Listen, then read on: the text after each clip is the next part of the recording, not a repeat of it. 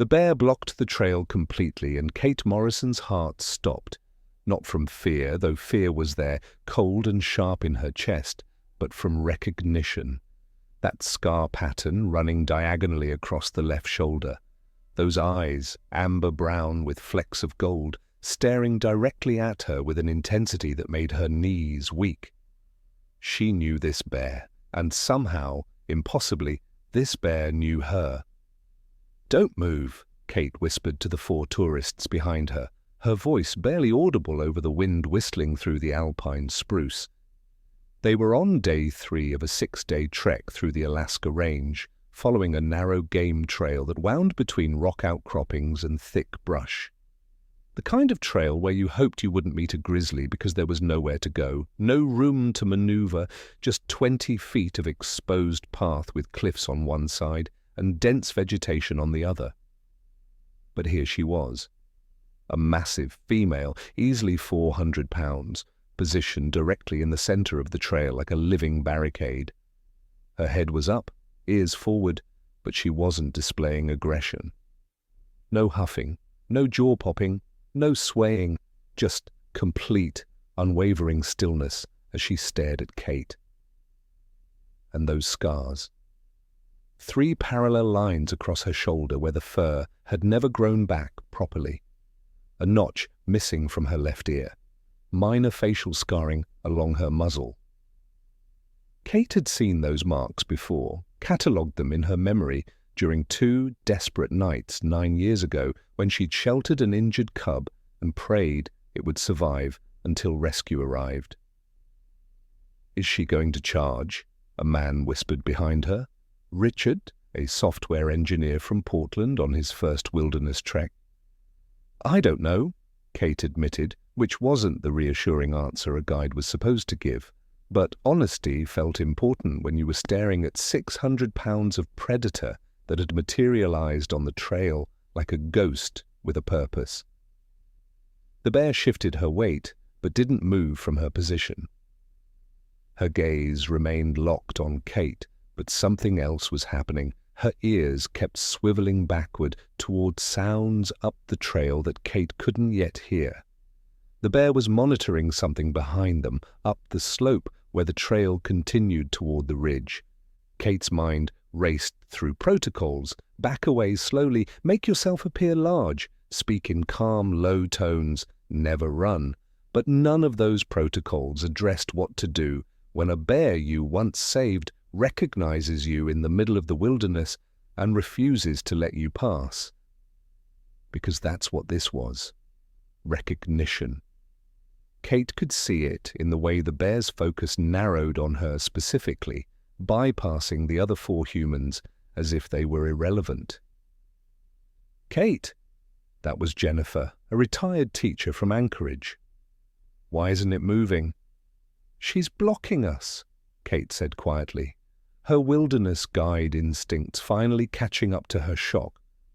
But not defensively, she's positioned. The bear huffed, once, not aggressively, but like she was clearing her throat. Then she did something Kate had never seen in 19 years of guiding in Alaska. She glanced back at Kate, held her gaze for 3 full seconds, then deliberately turned her head to look up the trail behind them.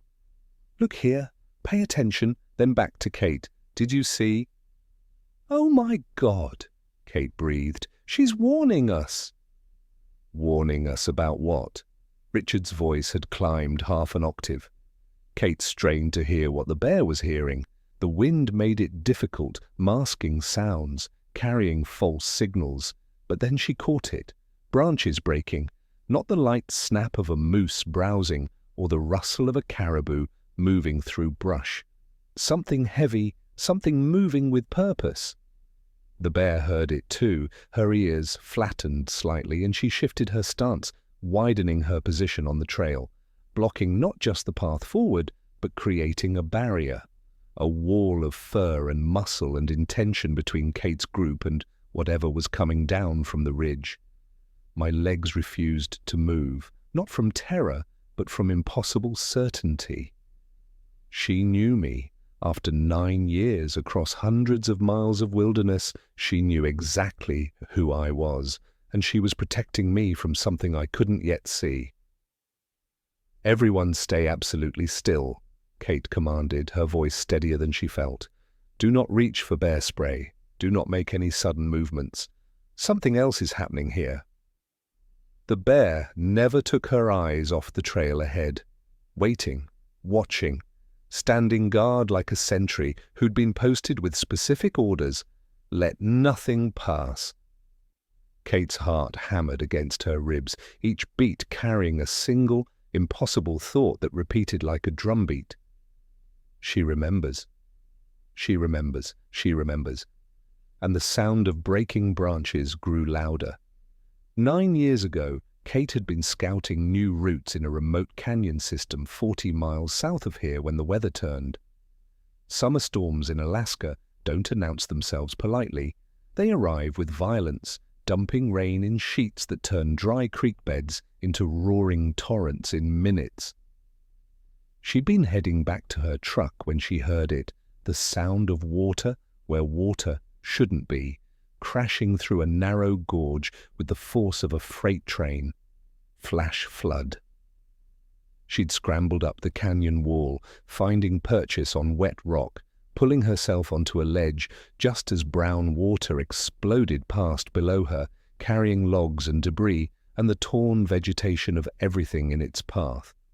The water peaked, held for 10 terrible minutes, then began to recede as quickly as it had come, draining back into the earth like the land was swallowing its own rage. That's when she heard the other sound, weak, desperate, barely audible over the retreating water, a high-pitched cry coming from the boulder field below. Kate climbed down, her boots slipping on wet stone, and found the cub wedged between 2 massive rocks, soaked and motionless. A grizzly cub, maybe, 4 months old, its fur plastered flat against its body. Not breathing. She'd done the calculation in 3 seconds. Mother likely dead, or swept away, cub dying, no time to call for help, even if she had satellite signal in the canyon. Just her and a drowning bear cub, and the certain knowledge that if she did nothing, it would be dead in minutes. Kate had learned CPR for humans. She'd never performed it on a bear, but lungs were lungs, and hearts were hearts, and the principle had to be the same. She pulled the cub from between the rocks, laid it on flat ground, positioned her hands over its small chest. 30 compressions. Check for breathing. Nothing. She tilted the cub's head back, covered its nose with her mouth, and breathed. Once, twice. The cub's chest rose and fell with her air, but didn't continue on its own. More compressions. Her arms burned. Breathe, breathe. Compressions. The cub's body was cold, its fur rough under her palms. She kept going, because stopping meant accepting death, and Kate had never been good at that.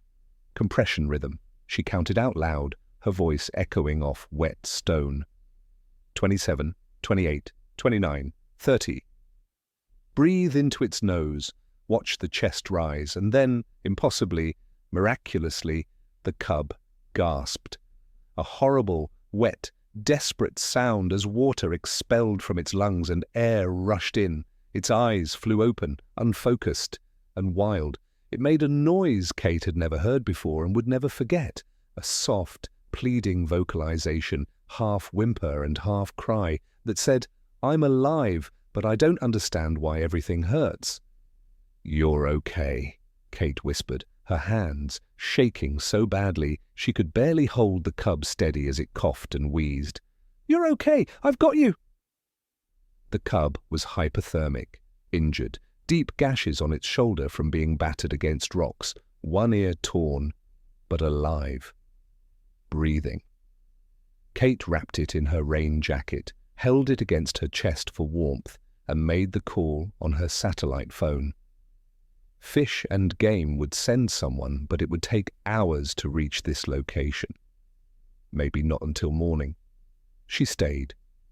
Built a small fire once the rain stopped, kept the cub warm, checked its breathing every 15 minutes through the night. The cub slept fitfully, waking periodically to make that same soft vocalization, a sound that meant I'm scared, I'm hurt, I need help. Each time, Kate murmured reassurances, touched the cub gently, let it know it wasn't alone. 2 nights she kept vigil, 2 nights of monitoring a small heartbeat, of dripping water into the cub's mouth, of wondering if the mother was alive somewhere, searching. On the morning of the 3rd day, the rescue team arrived, wildlife veterinarians with proper equipment and authorization to transport the cub to rehabilitation facilities in Anchorage. Kate had held that cub's heartbeat against her palm. Felt it stop, felt it start again. You don't forget something like that. But she'd assumed the memory was hers, alone. A bear couldn't possibly remember the human who breathed life back into its lungs when it was 4 months old. Animal cognition didn't work that way. Long-term memory of specific individuals wasn't documented in Grizzlies, not like this. Except now, standing on this trail with the adult version of that cub blocking her path, Kate understood she'd been wrong about what animals could remember. The branches broke louder now, whatever was coming was close. And the bear, her bear, the one she'd saved, wasn't moving. She was holding her ground, waiting for Kate to understand what she'd already figured out. They weren't alone on this trail, and the other presence wasn't friendly. Kate heard it clearly now, the unmistakable sound of something large moving through dense brush with deliberate intent. Not the cautious browsing of an herbivore or the quick scatter of prey. This was purposeful movement, heavy and steady, coming down the slope from the ridge above them. The female grizzly heard it too, her ears rotating backward to track the sound, while her eyes remained fixed on the trail ahead. "There's another bear," Kate whispered, the realization settling over her like ice water. "Behind us, up the trail." "What do we do?" Jennifer's voice was tight with controlled panic. "Nothing. We do absolutely nothing." Kate kept her voice low and steady, falling back on 2 decades of guiding experience, even as her mind raced to make sense of what was happening. The female wasn't threatening them. She was positioning herself between them and whatever was approaching from above. The sound grew louder. Through gaps in the spruce, Kate caught movement, a dark shape emerging onto the trail roughly 70 yards upslope. Another grizzly, but this one was different, massive. A male, easily 600 pounds, his head low and swinging slightly as he moved.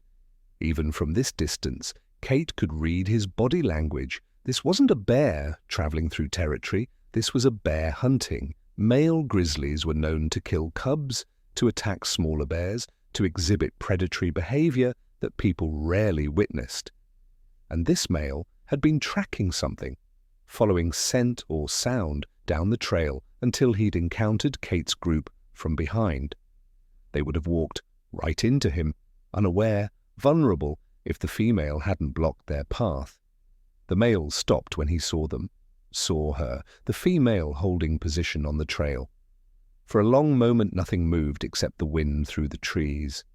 2 bears, 70 yards apart, with 5 humans trapped between them like pieces on a board. Neither of them had chosen to play. Then the male took 3 deliberate steps forward, testing, probing, asserting dominance through proximity. The female rose onto her hind legs. Kate's breath caught. A grizzly standing upright reaches 7 feet tall, sometimes more, a display of size meant to communicate strength and serious intent. The female held the position for 5 full seconds, then dropped back to all fours and vocalized a sharp, commanding sound that carried authority Kate had never heard from a bear before. Not aggression, command. The difference was subtle but unmistakable. She wasn't threatening the male, she was ordering him to stop. Behind Kate, someone whispered, "Oh my God!" She didn't turn to see who. Her eyes were locked on the standoff unfolding on the narrow trail, on two apex predators negotiating terms in a language humans could only partially decode. The male huffed a sound like a bull, snorting and pawed at the ground, displacing earth and showing strength, classic dominance display. But he didn't advance further. The female had made her position clear, and he was calculating whether the confrontation was worth the energy cost. Everything I knew about bear behavior said this was impossible. Grizzlies don't protect humans from other grizzlies. They don't intervene. They don't choose sides. But she had placed her body between us and danger, and she was holding that position with the kind of determination that spoke to something deeper than territorial defense. Minutes stretched. Kate checked her watch. 4 minutes of standoff. 5, 6. The male shifted his weight, turned his head to look up the trail as if considering alternate routes. The female didn't move, didn't back down. Her message was clear. This path is closed. At the 8-minute mark, Richard whispered, "How long will this last?" "I don't know," Kate admitted. "I've never seen anything like this." 10 minutes. 11. Kate's legs ached from standing motionless, every muscle tensed, her body primed for flight, even as her mind knew running was the worst possible choice. The tourists were silent now, barely breathing, understanding on some primal level that they were witnessing something extraordinary, a negotiation between predators where they were somehow the protected party. At 12 minutes, Kate timed it, would later write the exact duration in her report. The male turned, not quickly, not in retreat, but in a slow, deliberate pivot that said, "This isn't worth my time." He crashed back into the forest, branches breaking under his weight, the sound of his departure growing fainter as he found another route up the ridge. Only when the forest had been silent for a full minute did the female relax her posture. Her ears came forward, her breathing steadied. And then she did something that made Kate's knees nearly buckle. She stepped aside, clearing the path, granting them safe passage through territory she'd just defended with her life. For 30 seconds, nobody moved. The female grizzly stood 3 feet off the trail, her massive body angled to create a clear corridor for them to pass. Her eyes tracked Kate, only Kate, as if the other 4 humans were merely accessories to the one person who mattered. The message was unmistakable. "The path is safe now. Go. We need to move," Kate said quietly, her voice barely above a whisper. Slowly, single file, stay close together, no eye contact with the bear. "Are you insane?" Richard hissed. "We're walking past a grizzly." "She's giving us permission," Kate said. And even as the words left her mouth, she knew how they sounded. Irrational, anthropomorphic, the kind of statement that got wilderness guides laughed out of safety briefings. But she also knew what she was seeing, a deliberate, conscious choice being made by an animal that remembered debt and was paying it forward in the only way she could. Jennifer moved first, trusting Kate with the kind of faith that comes from 3 days of competent leadership in challenging terrain. She edged forward, keeping her body angled sideways, her pack scraping against the rock face as she gave the bear maximum space. The female didn't move, didn't huff or shift weight or display any of the warning behaviors that preceded a charge. She simply watched, patient and still, as the first human passed within 12 feet of her. Then Mark, the quietest member of their group, a photographer from Seattle who'd barely spoken the entire trek. Then Richard, his face pale but his movements controlled. Then Susan, Jennifer's friend, her breathing so rapid Kate could hear it from 6 feet away. Kate went last. Guide protocol, never leave anyone behind, always be the final person through danger. But as she approached the bear, something made her pause. Some instinct or impulse or memory of 2 nights spent keeping a dying cub warm. She stopped, 10 feet from the massive grizzly, and made the mistake, or gift, of direct eye contact. The bear looked back, and in that moment, something passed between them that Kate would spend the rest of her life trying to explain and failing. Recognition, yes, but more than that, acknowledgement, understanding, a communication that transcended species and spoke to something older than language, something written in the DNA of creatures who'd learned that kindness could flow both ways across the divide between human and wild. The bear vocalized that same soft, pleading sound from 9 years ago, the one that meant I remember when everything hurt, and you made it stop. The sound that connected a dying cub in a canyon to a full-grown mother standing guard on a mountain trail.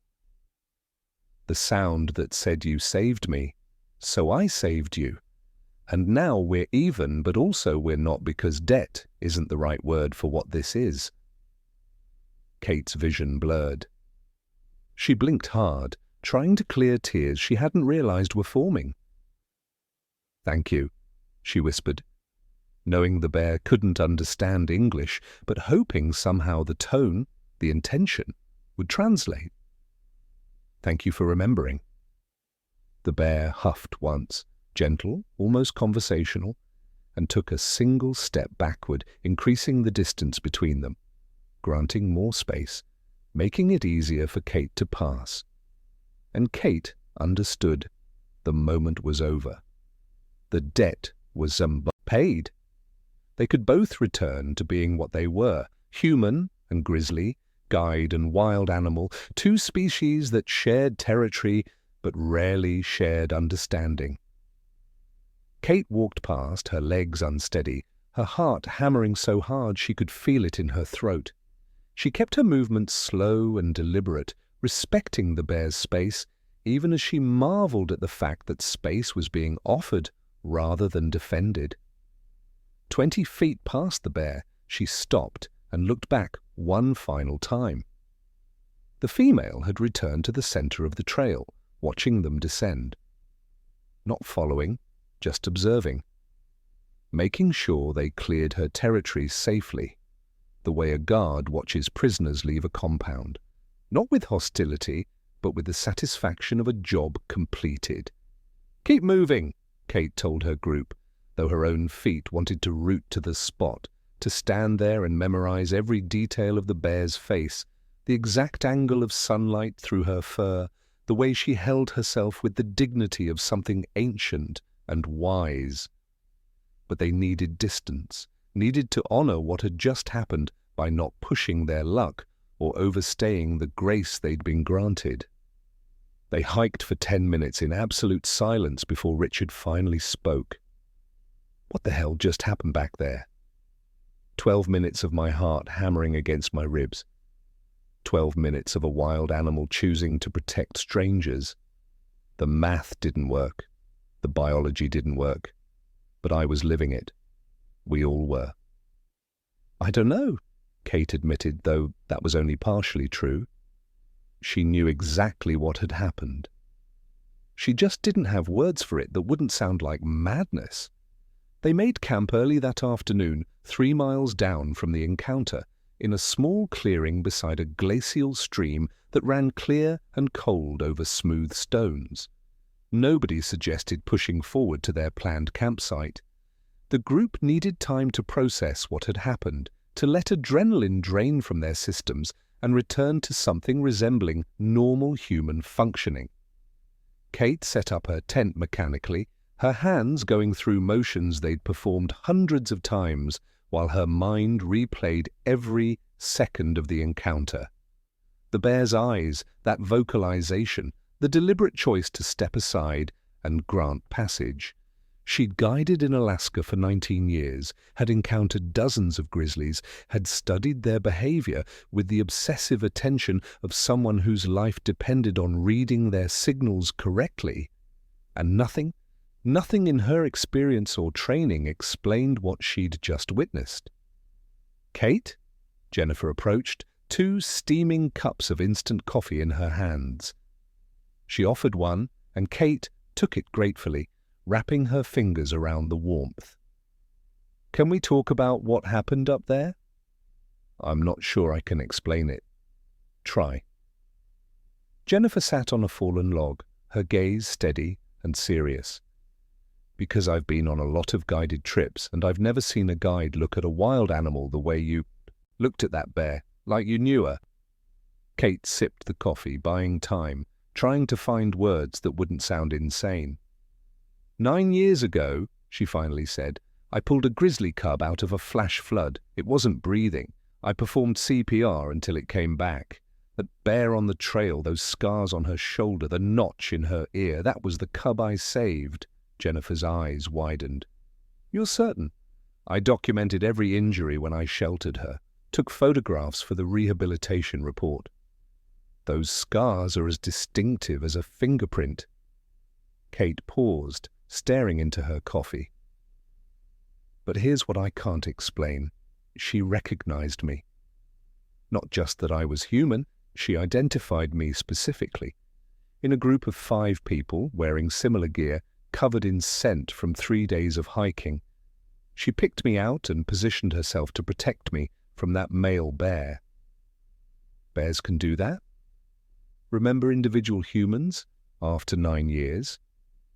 The science says they can remember people for years, especially if there was a significant emotional event tied to the memory, Kate said slowly. But protective behavior toward a human, deliberately intervening to keep us safe from another bear, that's not documented. That's not something grizzlies do. Mark had joined them, his camera still hanging around his neck. I recorded some of it, he said quietly. The standoff. The moment she stepped aside. I don't know if the footage will show what we felt, but the behavior is there, the sequence of events. Can I see? Mark scrolled through his camera's display, showing Kate the images. The male bear on the upper trail. The female in her defensive stance, the moment she rose on her hind legs, and then Kate's breath caught. A shot of the female looking directly at Kate as she passed, the angle capturing something in the bear's expression that transcended the normal alertness of a wild animal monitoring a threat. She held my gaze for 5 seconds. 5 seconds that rewrote everything I thought I understood about memory, about recognition, about gratitude. Because I saw it in her eyes, she remembered my hands, my breath, the moment I brought her back. That's not a normal bear expression, Mark said, his voice hushed. I've photographed wildlife for 15 years. I know when I'm capturing instinct versus something else. This is something else. Richard had been listening from his tent. Now he emerged, still pale but steadier than he'd been on the trail. My wife is a veterinarian, he said.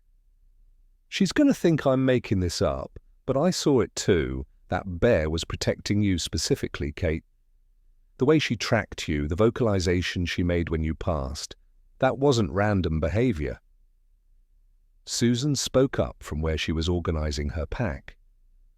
I teach biology at UAF, University of Alaska Fairbanks, and what I witnessed today contradicts everything I tell my students about animal cognition and behavior.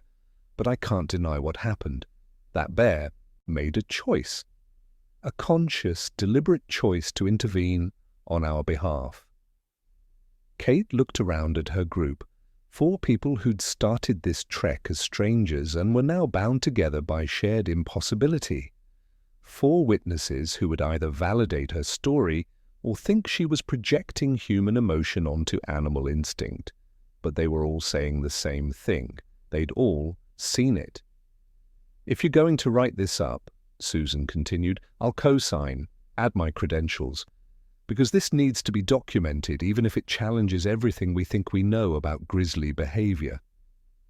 The stream burbled beside them, and somewhere in the distance a raven called. Normal sounds of wilderness, of a world that continued unchanged by the extraordinary thing that had occurred on a narrow trail 3 miles above them. But Kate had changed. They all had. Because they'd witnessed proof that the line between human and animal, between instinct and choice, between debt and gratitude, was thinner than anyone wanted to admit. That night, sleep came in fragments. Kate lay in her tent listening to the stream and replaying the encounter in obsessive detail, trying to catalogue every element of the bear's behavior in a way that would make sense when she filed her incident report. Because she would have to file one, any close encounter with a grizzly required documentation, especially when clients were involved. But how did you write up something that defied every protocol, every behavioral pattern, every assumption about the cognitive limits of wild animals?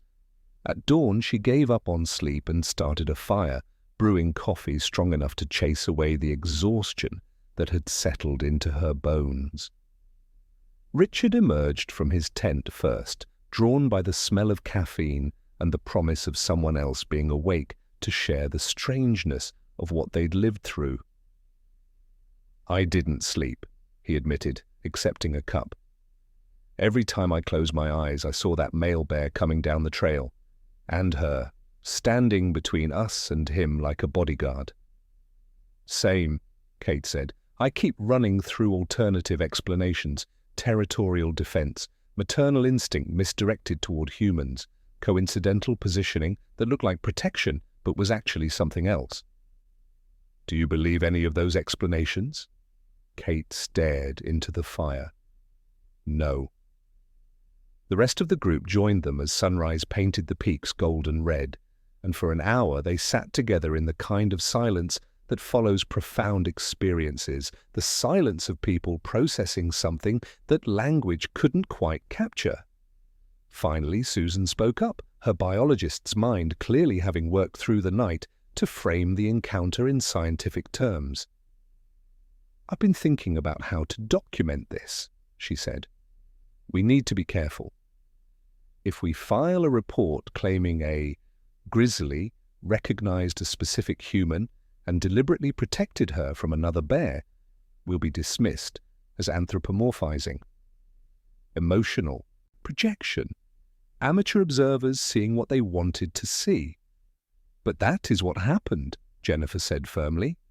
"I was there. I saw how that bear looked at Kate. That wasn't generic human avoidance behavior. That was personal recognition." "I'm not disagreeing," Susan said carefully. "I'm saying we need to frame it in language the scientific community will take seriously. Emphasize the documented facts, distinctive scar patterns matching a known rehabilitation case from 9 years ago, behavioral sequence suggesting warning and protective positioning, vocalization that appeared directed at a specific individual, video evidence, multiple credible witnesses." Mark pulled out his camera. "I have 23 minutes of footage, the standoff, the resolution, the moment she vocalized at Kate. It's all there. Whatever we file, we have documentation. I've guided in Alaska for 19 years. I thought I knew these animals. But knowledge isn't the same as understanding. I knew what bears could do. I had no idea what they chose to do." Kate pulled out her incident report forms, official fish and game documents she'd filled out dozens of times for routine bear encounters. This one would be anything but routine. "I need to call this in today," she said. "Once we're in satellite range, they'll want a full report, probably an interview. Susan, if you're serious about co-signing, I need your credentials and your willingness to go on record." "I'm serious," Susan said without hesitation. "I'm risking my reputation saying a bear exhibited what appears to be gratitude-based protective behavior. But I'm also risking my integrity if I stay silent about what I witnessed. Science advances when we document anomalies, not when we ignore them because they don't fit existing models." Richard leaned forward. "My wife's a veterinary behaviorist. She works with dogs mostly, but she's published on animal cognition and memory. If it helps, I can have her review the footage and provide a professional assessment, third-party expert opinion." "That would help," Kate said, feeling something loosen in her chest, the fear that she'd be standing alone with an impossible story that would mark her as unreliable as someone who'd let emotion override professional judgment. But she wasn't alone. She had witnesses, she had documentation, she had a biologist willing to stake her academic reputation on what they'd all seen. Jennifer was quiet for a moment, then spoke softly. "My husband died 3 years ago. Hiking accident in Denali. I came on this trip to face the wilderness that took him, to prove I could still be in these mountains without fear." She looked at Kate, her eyes bright. "What happened yesterday? That bear protecting us. I don't know if I believe in signs or fate or whatever, but I needed to see that the wilderness isn't just indifferent and dangerous, that sometimes it recognizes us, remembers us, protects us. So thank you, Kate, for saving that cub 9 years ago, for bringing us through safely yesterday, for showing me that these mountains hold more than just danger." The fire crackled, and somewhere above them an eagle called.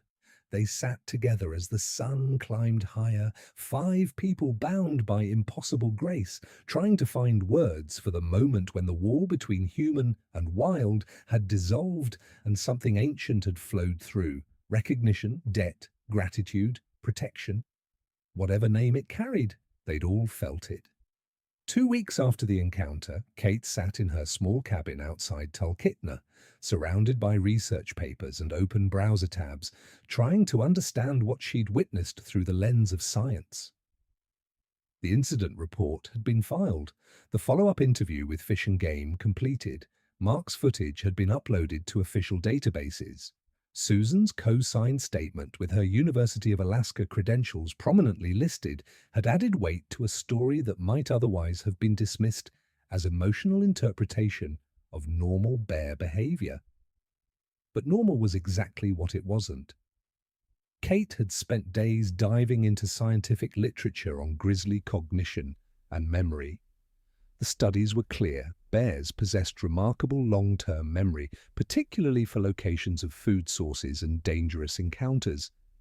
They could remember individual humans, especially those associated with significant positive or negative experiences. One study documented a bear recognizing a wildlife officer 7 years after a tagging incident. Another showed bears avoiding areas where they'd had confrontations with specific people, even years later. But protective behavior? Deliberate intervention to shield a human from another bear. The literature was silent. There were documented cases of bears showing tolerance toward humans who'd helped them, a few instances of rehabilitated bears exhibiting non-aggressive behavior toward their former caretakers when encountered in the wild. But active protection. That crossed a line the research hadn't acknowledged existed. Kate picked up her phone and dialed Dr. Rebecca Chen, a wildlife behaviorist at University of Montana. She'd met at a wilderness safety conference 3 years ago. They'd stayed in touch, trading observations about grizzly behavior in their respective regions. If anyone would engage with this honestly, it would be Rebecca. "Kate Morrison," Rebecca answered, her voice warm. "I heard you had quite an encounter. The footage made it to our department. We've been analyzing it in our behavioral seminar. And you've documented something unprecedented." Rebecca's tone shifted to professional excitement. "The behavioral sequence is clear. The female grizzly identified you specifically from a group, positioned herself defensively against a male bear exhibiting predatory behavior, held that position until the threat retreated, then deliberately cleared a path for your group to pass safely. That's not territorial defense. Wrong context. That's not maternal instinct misdirected. No cubs present. That's intentional protective behavior directed at a specific individual. The scientist in me wanted data. The human in me already knew the truth. That bear didn't just remember me. She recognized a debt, and she paid it. So you believe what I reported? That she recognized me from 9 years ago?" "The scar documentation is compelling," Rebecca said carefully. You have photographs from the rehabilitation report matching the distinctive injury patterns on the bear in Mark's footage. The probability of encountering a different bear with identical scarring in the same region is statistically negligible. So yes, I believe it's the same individual. And given that the most significant event in that bear's early life was nearly drowning and being resuscitated by you, it's reasonable to conclude that memory would be deeply encoded. But the protective behavior, that's where it gets interesting, Rebecca interrupted, her voice animated in the way of scientists encountering data that challenges existing models. We know bears can form associations between humans and safety or danger. We know they can remember specific individuals.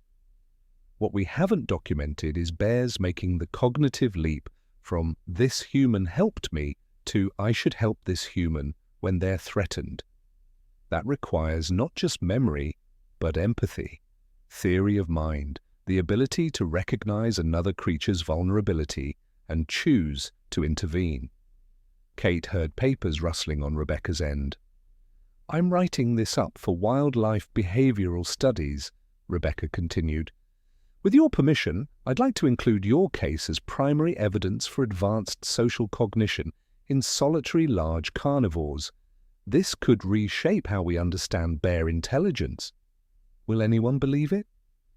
With video evidence, multiple credible witnesses, including a university biologist, and documented proof of individual identity? Yes. Will everyone accept the interpretation? No. There will be skeptics who argue alternative explanations, coincidental positioning, territorial behavior we're misreading, anthropomorphic projection. But Kate, the footage is extraordinary. The way that bear vocalizes directly at you, the way she tracks your movement specifically while ignoring the other hikers, that's targeted, intentional behavior. Kate thought about the moment their eyes had met, about the soft, pleading sound that had connected 9 years in a single vocalization. "She remembered my breath," Kate said quietly. "When I performed CPR, I breathed into her nose. That was the most intimate moment. My breath becoming her breath, bringing her back from death. And that sound she made when I passed her on the trail was the same sound she made when she first gasped air after I revived her." Rebecca was silent for a long moment. "That's the detail that convinces me this is genuine recognition," she finally said. "Bears associate scent with memory more strongly than any other sense. Your breath, your scent in that moment of trauma and rescue, that would be imprinted at the deepest possible level. She didn't just remember you, she remembered the specific moment you saved her life." Outside Kate's window, evening was settling over the mountains, painting them in shades of purple and gold. Somewhere out there, a bear with scarred shoulders was teaching her cubs to fish, to find denning sites, to survive in a wilderness that grew smaller every year as humans pushed deeper into wild spaces. And that bear carried a memory 9 years old, a memory of drowning and resurrection, of human hands and human breath, of the moment she learned that not all humans were threat. Some were saviors. 3 months later, Kate returned to guide in the same region. It was late September, the season when bears fed frantically before denning, when the tundra blazed crimson and gold, when the air carried the sharp promise of winter. She had a new group, 6 hikers from various parts of the lower 48, none of whom knew about the incident in June. Kate preferred it that way. She didn't want to be known as the guide with the bear story. She wanted to do her job, keep people safe, show them wilderness, teach them to read the land. They were crossing an alpine meadow on the 4th day, moving through knee-high fireweed and dwarf birch, when Kate spotted movement 200 yards upslope. She stopped immediately, raising her hand to halt the group. Bear, large, female, based on body shape. And not alone, 2 smaller shapes moved near her, tumbling over each other in the way cubs played when they were old enough to explore, but still young enough to treat everything as a game. Kate's heart kicked into overdrive before her conscious mind caught up. Those scars, even at 200 yards, even with the distance and the angle of light she knew. The diagonal slash across the left shoulder, the notch in the ear. The facial markings that were as distinctive as a fingerprint. The bear sat down, a deliberate movement that signaled calm and non-aggression. She was watching Kate's group, head up, ears forward, completely aware of their presence, but showing no defensive behavior. The cubs, maybe 6 months old, born during winter denning, continued playing, oblivious to the humans. One chased a ground squirrel. The other pounced on its sibling. Normal cub behavior, the kind that made tourists reach for cameras and whisper about how cute they were, while guides reminded them that cute didn't mean safe. "Should we detour?" asked Marcus, a retired teacher from Vermont, keeping his voice low and calm. "No," Kate said, surprising herself. "Just stop here. Don't approach. Don't make noise. Let her choose what happens next." Recording this, I still feel my hands shaking. If you also believe some connections transcend species, subscribe to this channel. Real stories about the wisdom of the wild are told here.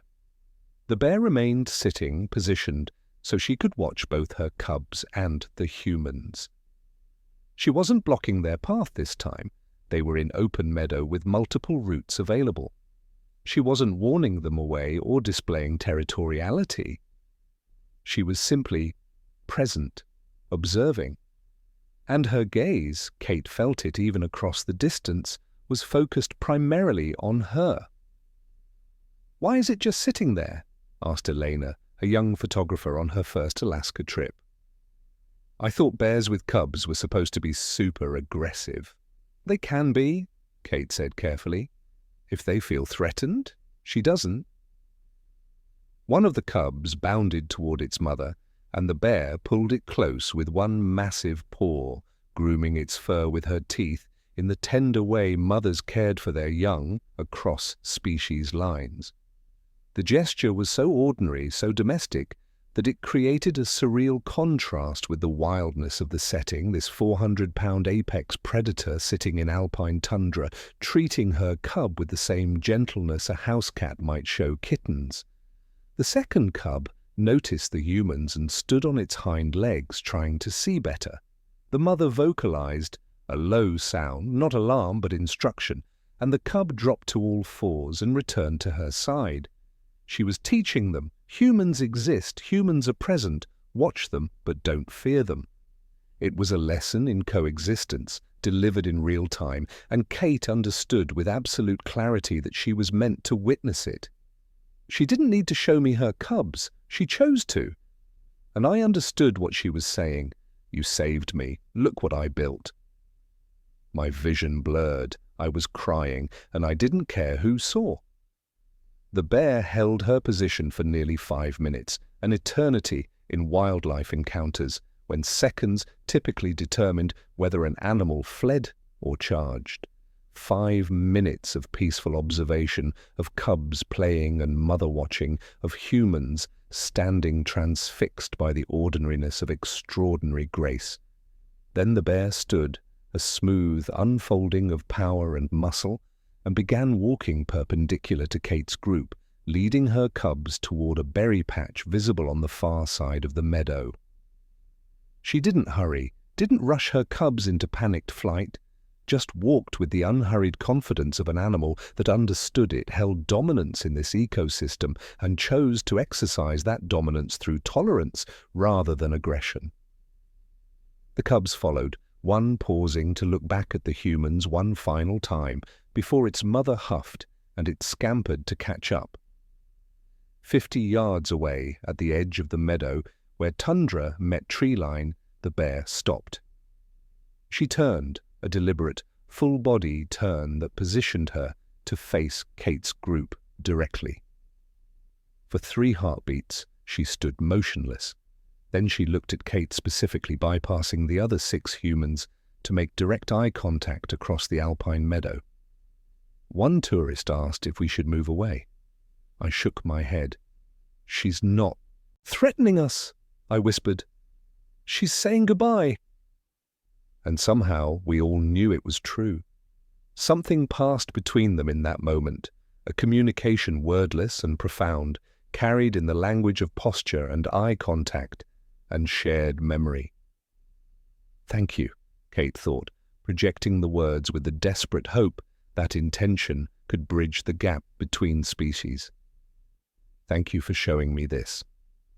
For letting me see that you survived, that you built a family, that your life continued because of what happened 9 years ago in a flood-torn canyon."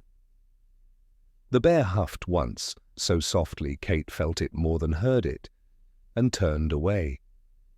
She shepherded her cubs into the forest, and within seconds the shadows swallowed them, leaving nothing but swaying branches to prove they'd been there at all. The last glimpse of her, looking back once before, vanishing into the trees. A final glance that carried 9 years of memory, a flash flood, a desperate rescue, a trail standoff, and now this, proof of continuation, of life persisting, of debt acknowledged and circle completed. "What just happened?" Eleanor whispered, her camera forgotten in her hands. Kate wiped her eyes, not bothering to hide the tears. "I think," she said slowly, "we just witnessed a bear saying thank you." The supplemental report to Alaska Fish and Game was shorter than the first. Kate documented the encounter in precise clinical language: date, time, location, bear identification based on distinctive scarring, presence of 2 cubs approximately 6 months old, duration of visual contact, behavioral observations, non-aggressive posture, extended observation period, apparent deliberate positioning to allow human viewing of offspring, no threatening displays, peaceful departure. What she couldn't document, what no incident report form had space for, was the feeling of closure that had settled over her in that alpine meadow, the sense that a conversation had concluded, a debt balanced, a circle completed. The park biologist who reviewed her report called 3 days later. Martin Reeves, 28 years with Fish and Game, a man whose entire career had been built on reading bear behavior and keeping humans safe in grizzly country. 2 encounters in 3 months with the same individual bear, Martin said, his tone carefully neutral. Both involving non-aggressive behavior despite circumstances that would typically trigger defensive responses. That's remarkable, Kate. "I know how it sounds." "Actually, you don't." Martin paused, and Kate heard papers rustling. "I pulled the rehabilitation records from 9 years ago. The cub you rescued, the vet notes, describe the injuries exactly as they appear in the photographs from your June encounter. Diagonal lacerations across left shoulder, partial ear tissue loss, facial contusions. The probability of this being a different bear is effectively 0. "So you believe me?"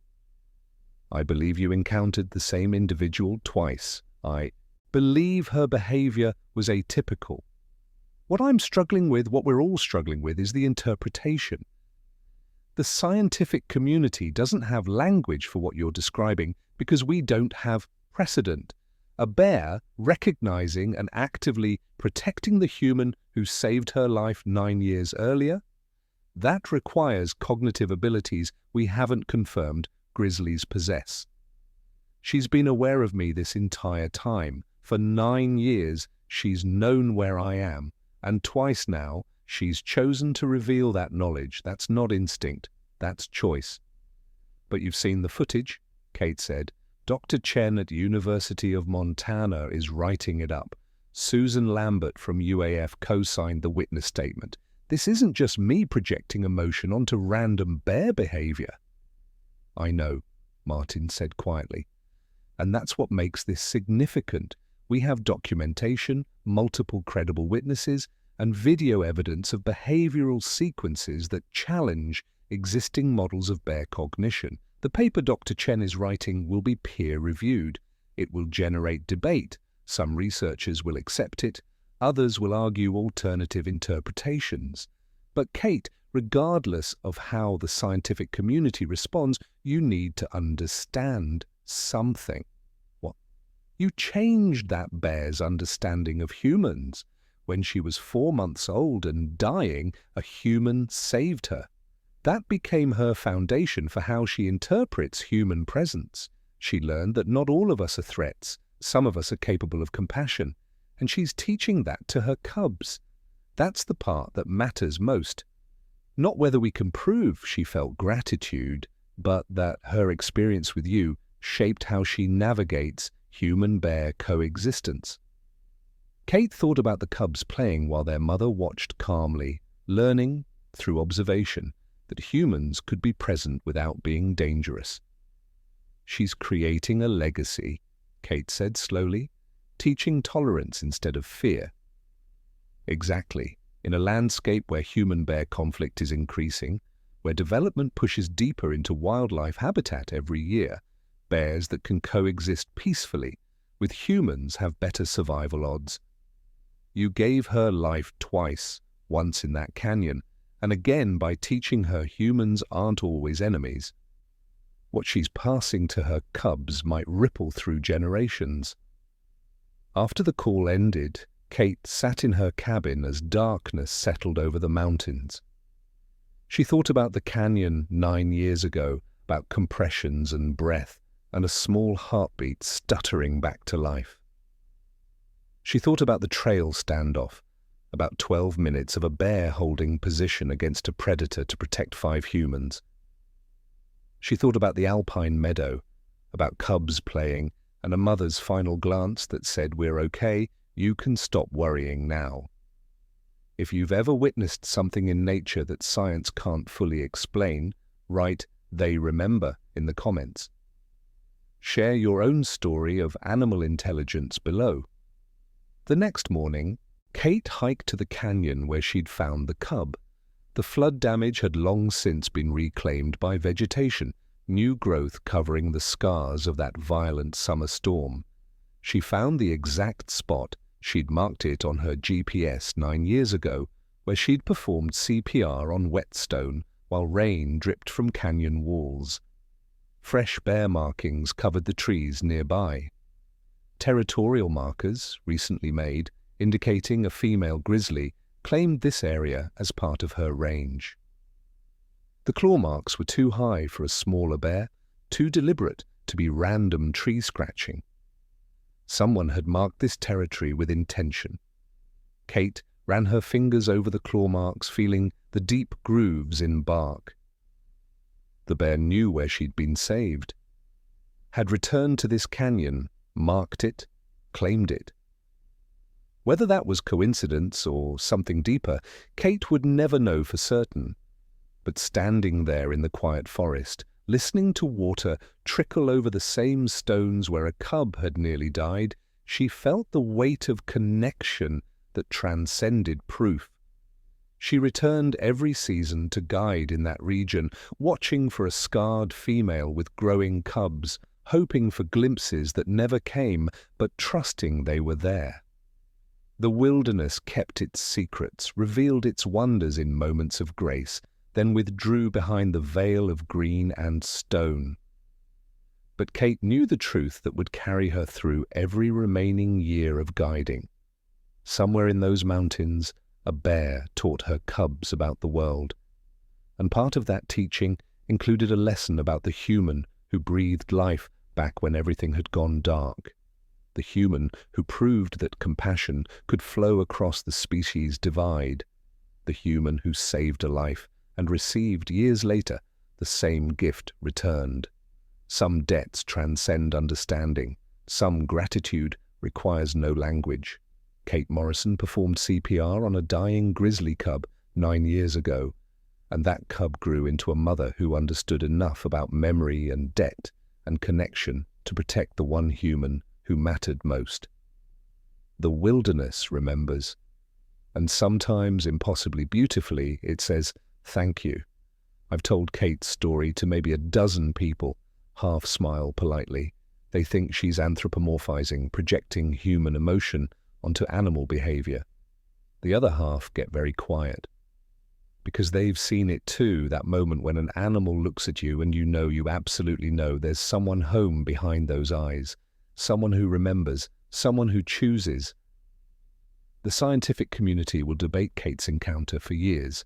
They'll argue about cognition and memory and whether gratitude is uniquely human. But Kate doesn't need their validation. She has 4 witnesses from the first encounter, 6 from the second. She has documentation. She has video evidence. She has a bear who twice crossed her path to say what words can't. I remember what you did, and it mattered. I asked Kate if she still guides in that region. Every season, she said. I don't expect to see her again, but I hope she sees me. I hope she knows I'm still here, still watching over this place, the way she watched over me that day on the trail. Some debts can't be measured. Some gratitude transcends species. Kate Morrison breathed life into a dying cub 9 years ago. And that cub grew into a mother who understood enough about the world to protect the one human who saved her. That's not a story. That's a revelation about how much we still don't know about the hearts beating in the wilderness around us.